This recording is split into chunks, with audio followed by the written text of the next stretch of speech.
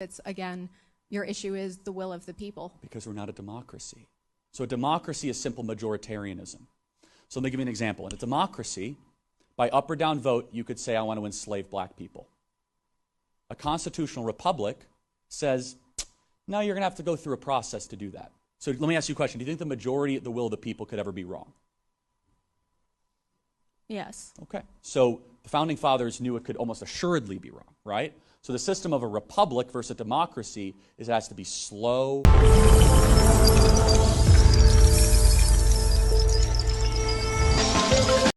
Hi guys, welcome back to my YouTube channel. So today I'm reacting to Charlie Clark debate college students Lebanese wanting to abolish. So guys, please stay tuned and enjoy this wonderful video with me. Yes, but you said you have an issue with the government not representing the will of the people. So if you personally have an issue with that, then why do you support him if that is not the will of the people? Right, so will and majority are two different things, right? So are we a democracy? You're not here. Are we a democracy? Should we be? No, but are we? Why should we not be? Is that not a core fundamental point of American society? No. Has democracy appeared anywhere in the Constitution?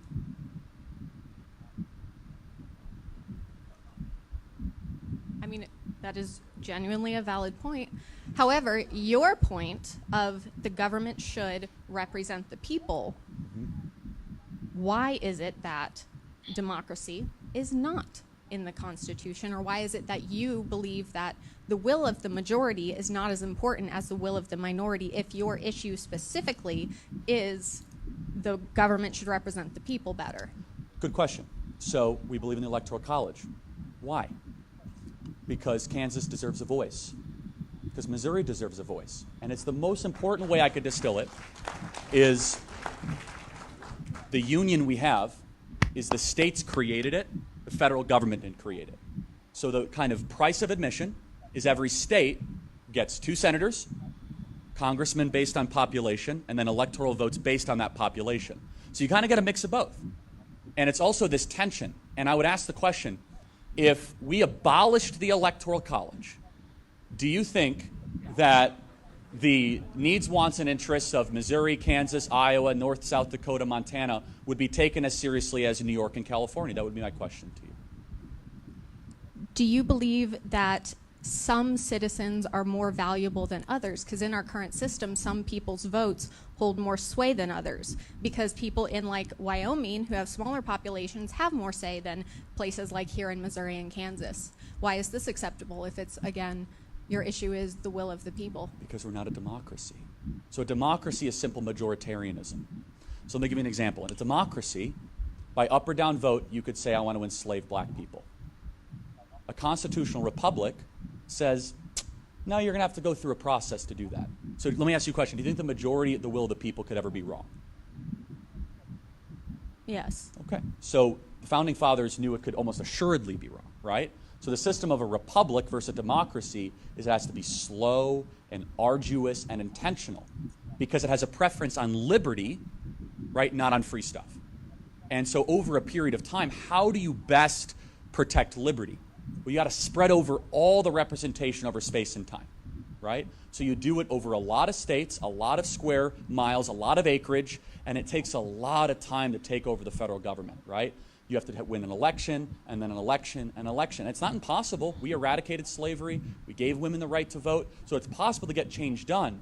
But the founding fathers were less concerned about getting progress done really quickly, and they were more concerned with the government doing bad stuff too quickly. Does that make sense? But that is not what you said. You said that your specific problem is the government does not do the will of the people. Why is it that your will and what you want is more important than that of the majority? Well, it's not my will. It's the framers and the system we have. But to answer your question, I believe the best way to determine the will of the people is through states' rights and states' directives. If Kansas wants to say, hey, we can have decentralized gun laws or school choice, God bless Kansas. And so the question is not, is national will also versus state will, right? So we have to recognize that the values of someone in Kansas, in Manhattan, Kansas, is a lot different than the values of someone in Manhattan, New York. It's a lot different. And so through a democracy, it'd say, hey, the people of New York City want to have firearms confiscated. I don't think that dog's going to hunt in Manhattan, Kansas. Well, Kansas State University, so I don't know. But it allows, answer your question, it allows people that disagree with one another to live in the same nation.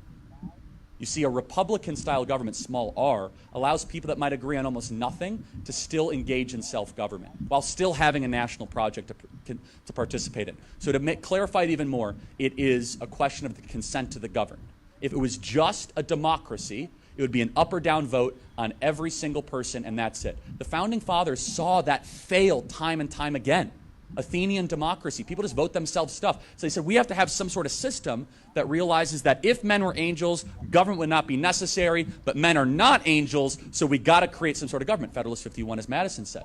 So we got to figure this out. So government is necessary, but we don't want to have too big a government, and people are just going to vote themselves stuff all the time. So how do we do that? Well, local is better than national. But you got to have some sort of a national influence. And so they created the great balance between Jeffersonian and Hamiltonian type philosophy, as we know, is the U.S. Constitution. And the one thing they all agreed on, though, is human nature. They knew that absolute power corrupts absolutely, and that people were likely to abuse it. So I would just kind of counter by saying the will of the people can be best expressed through a multi-state project. For example, I believe an election is much healthier and much more representative by requiring candidates to go to Iowa, Ohio, Michigan, Pennsylvania, and not just spending time on the coast. Because you know why? It might seem as if, oh, we don't need those flyover states. We don't need them. First of all, that's arrogant, prideful, and wrong. How exactly are you going to feed your family, and where do you think the breadbasket of the world comes from? The founders saw ahead, and final thing I'll say is this, is that it was Hamilton or it was Madison that said, we cannot have the tyranny of the cities over the farmers. And that's built into our system. Thank you for being here tonight. I got to get to the next question. Thank you.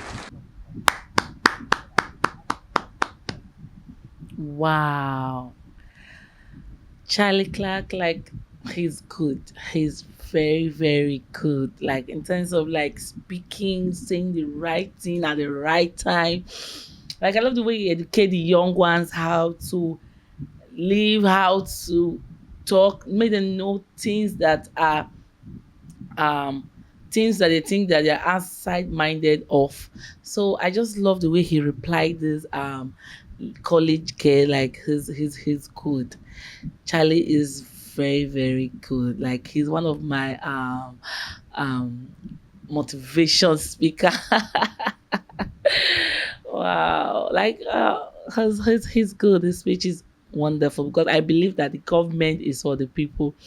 Like, if you are in position, you just have to do what is right and what is good for the people, what you believe that the people need and want.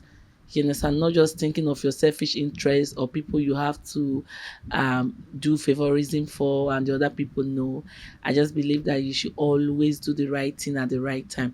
No matter, even if you're a governor, you're a president, or I just feel even if you're in an organization, you still also have to do the right thing. You don't just have to focus on different people and leave some. You just have to make sure you are doing the right thing at the right time. So guys, please comment below on any video you want us to react to. Comment below, and also subscribe to our YouTube channel. Share this video, like this video, Ngal Fashion Store. Fashion makes sense.